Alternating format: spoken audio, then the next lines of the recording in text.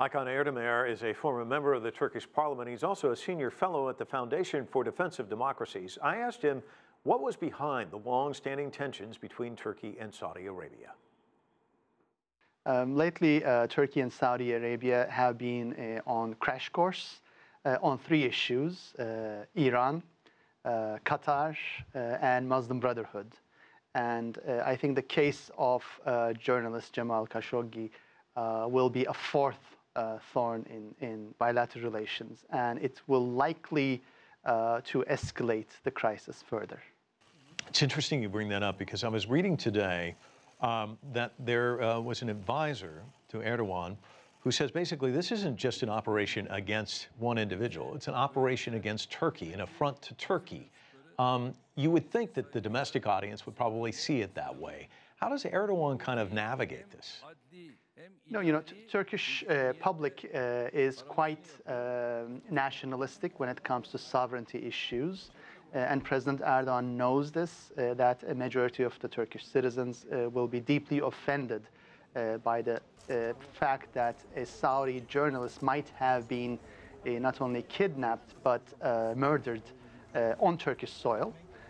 And this will not only kind of undermine Saudi-Turkish relations, but at the same time, it will allow Erdogan to rally the people around the flag, around the issue of a Saudi trespassing of Turkish sovereignty.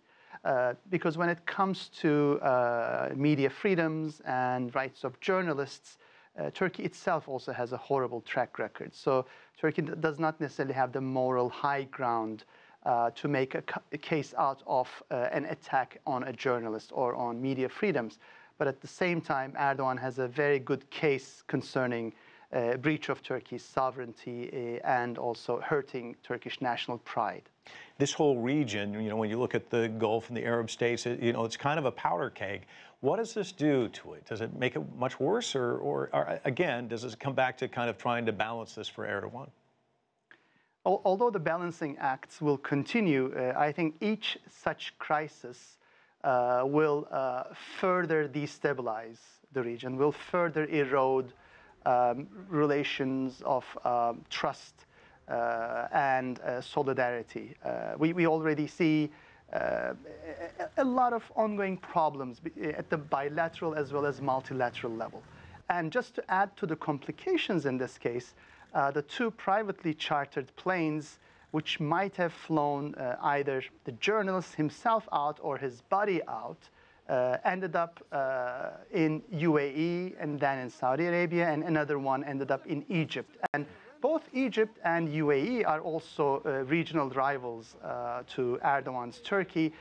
So this will not only complicate bilateral relations, but it could possibly spill over to Turkey's relations with Egypt and the UAE, which are already at an all-time low to begin with.